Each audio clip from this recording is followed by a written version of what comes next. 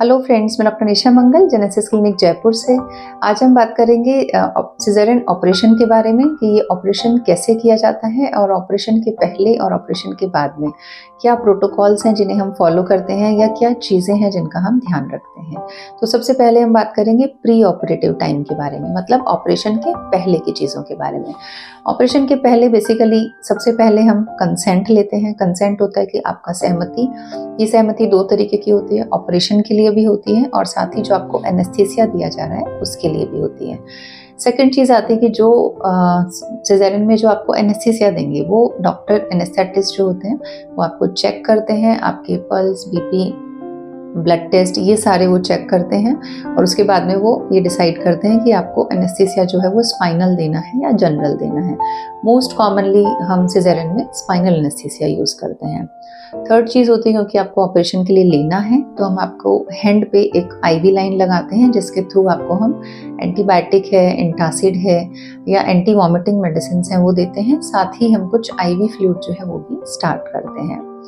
Fourth चीज़ आती है कि आपने जो भी ज्वेलरी पहना होता है वो आपके रिलेटिव को सौंप देते हैं और आपके जो लोअर टमी का पार्ट होता है, जो पेट का निचला हिस्सा होता है, उसको क्लीनिंग करते हैं और जो भी हेयर एरिया है तो हेयर्स को भी हम रिमूव करते हैं। ये सारी प्रिपरेशंस होने के बाद में हम आपको ओटी थिएटर के अंदर शिफ्ट करते हैं।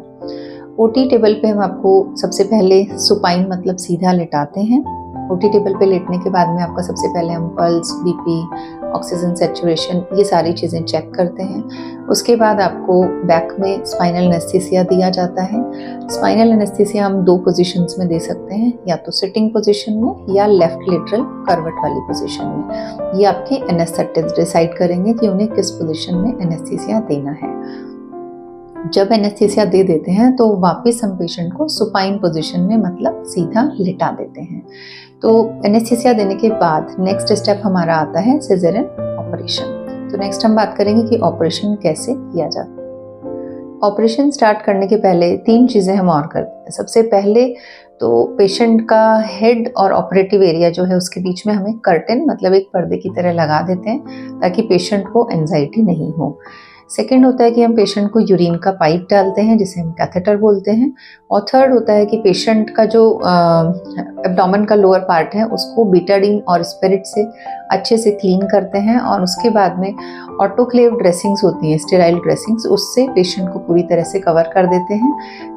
हमें खाली जहाँ पर हमें ऑपरेशन करना है वो ही पार्ट है वो अनकवर रहता है, बाकी पूरी लोअर बॉडी को हम कवर कर देते हैं। उसके बाद ऑपरेशन स्टार्ट करते हैं। सिजेरियन ऑपरेशन के ब्रॉडली दो पार्ट होते हैं। पहला जिसमें हम एब्डोमिनल वॉल पे कट लगाते हैं, इंसिजन लगाते हैं और बच्चे को आउट करते हैं, बेबी आउट करते हैं। और सेकेंड होता है जिसमें कि हम जो कट लगाया है इसमें जो भी ब्लीडिंग है उसको कंट्रोल करते हैं और इस कट को वापस सूचर करके बंद करते हैं।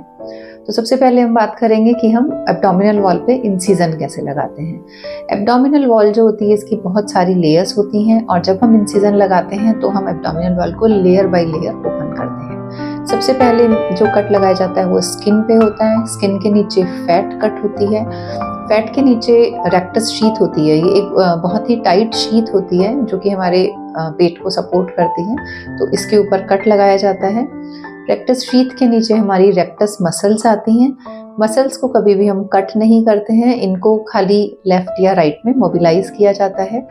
और उसके नीचे हमारी एब्डोमिनल पेरिटोनियम आती है। पेरिटोनियम हमारी पूरे एब्डोमेन की एक कवरिंग होती है जिसमें कि हमारे सारे ऑर्गन्स पैक रहते हैं। तो जैसे ही हम इस एब्डोमिनल पेरिटोनियम को ओपन करते हैं हमें सीधा यूट्रस दिखाई देता है। यूट्रस के हम लोअर पार्ट पे जाते हैं और नीचे जो ब्लैडर होता है, ब्लैडर को हम थोड़ा सा नीचे मोबिलाइज करते हैं ताकि सिजेरियन ऑपरेशन के दौरान हमें किसी भी तरीके की ब्लैडर इंजरी नहीं हो। उसके बाद में हम यूट्रस के ऊपर कट लगाते हैं और इसको एक्सटेंड करते हैं ताकि हम बेबी को आउट कर सकें। उसके बाद में बेबी को डिलीवर किया जाता है। बेबी चाहे सिफेलिक पोजीशन में हो या ब्रीच पोजीशन में हो, जिस भी पोजीशन में हम बेबी को एक्सट्रैक्ट करते हैं। और बेबी एक्सट्रैक्ट करने के बाद में जो उसकी ओवर नाल होती है उसको कट किया जाता है और बच्चे को पीडियाट्रिशियन को दे दिया जाता है। ओवरनल कट करने के बाद में हमें प्लेसेंटा निकालना होता है और उसके बाद हम जो यूट्रस का कैविटी है उसको अच्छी तरह से चेक कर लेते हैं कि कोई प्लेसेंटल पार्ट अंदर बचा तो नहीं है। उसके बाद आता है हमारा सेकेंड पार्ट, जिसमें कि हम ब्लीडिंग कंट्रोल करते हैं और दोबारा जो कट है इसको सूचर बैक करते हैं। तो जैसे ही हम यूट्रस पे कट लगाते हैं और बेबी आउट करते हैं, उसके बाद काफ़ी ज़्यादा ब्लीडिंग होती है, क्योंकि यूट्रस एक बहुत वेस्कुलर ऑर्गन होता है। तो जैसे ही हमारा बेबी आउट होता है और प्लेसेंटा बाहर आता है, तो उसके बाद हम ये जो ब्लीडिंग हो रही होती है इसको कंट्रोल करते हैं सूचर्स लगाकर, और उसके बाद में यूट्रस पे जो हमने कट लगाया है उसको सूचर लगाकर बंद किया जाता है। यूट्रस बंद करने के बाद में ब्लीडिंग को अच्छी तरह से चेक कर लेते हैं और उसके बाद हम एब्डोमिनल पेरिटोनियम क्लोज करते हैं, जो कि हमने ओपन किया था।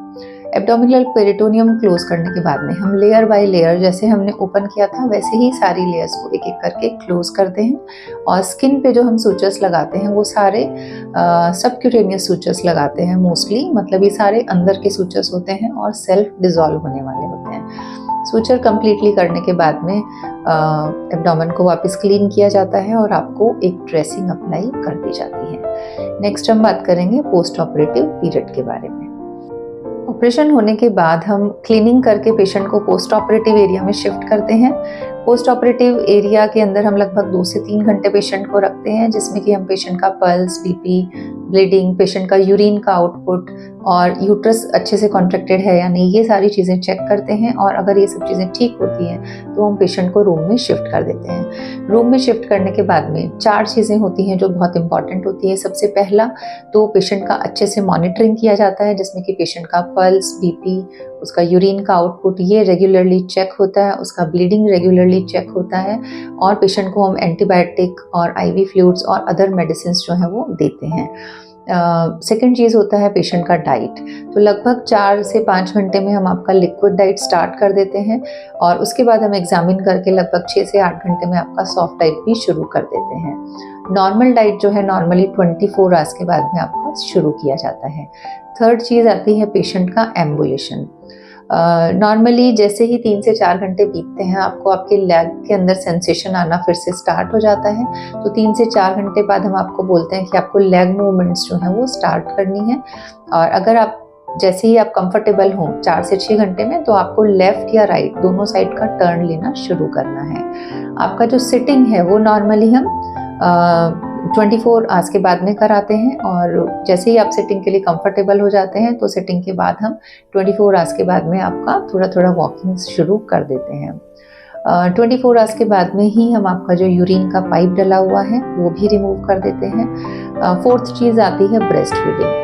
तो जैसे ही आप करवट लेना स्टार्ट कर देते हैं तो हम आपको बोलते हैं कि आपको अपने बेबी को फीड कराना है। इनिशियली सिजेरियन के बाद में ब्रेस्ट फीडिंग आने में कभी कभी 12 से 24 घंटे लग जाते हैं, लेकिन अगर आप टॉप फीड भी दे रहे हैं तो भी हर फीड के पहले आपको बेबी को अपनी ब्रेस्ट से ज़रूर लगाना होता है। जैसे ही पेशेंट सिटिंग स्टार्ट कर देता है तो ब्रेस्ट फीडिंग देना और ज़्यादा कंफर्टेबल हो जाता है, और उस पोजीशन में आपको हम बोलते हैं कि अब आपको धीरे धीरे बच्चे को एक्सक्लूसिव ब्रेस्ट फीडिंग पे लेना होता है। नॉर्मली 48 आवर्स के बाद में, मतलब सिजेरियन के थर्ड डे, हम पेशेंट का ड्रेसिंग दोबारा चेक करते हैं, और ड्रेसिंग को हम स्टिचेस चेक करके ड्रेसिंग हम चेंज कर देते हैं। पेशेंट का ब्लीडिंग और जो एंटीबायोटिक है वो हम सारी टैबलेट फॉर्म में कर देते हैं, और 48 आवर्स के बाद में हम पेशेंट को डिस्चार्ज कर देते हैं। जो आपको दोबारा बुलाया जाता है वो हम डिस्चार्ज के लगभग 4 या 5 दिन बाद हम आपको दोबारा बुलाते हैं, ताकि हम स्टिचेस को रीचेक कर सकें और जो ड्रेसिंग है उसको रिमूव कर सकें। इसके अलावा भी जो भी कंप्लेंट्स होती हैं आपकी रिगार्डिंग ब्लीडिंग या ब्रेस्ट फीडिंग, तो आपको दोबारा हम 5 दिन बाद जब बुलाते हैं तो वो सारी क्वेरीज हम सॉल्व करते हैं। आई होप आपको ये वीडियो पसंद आया होगा। इसको अपने फ्रेंड्स और कलीग के साथ शेयर करिएगा। Thank you.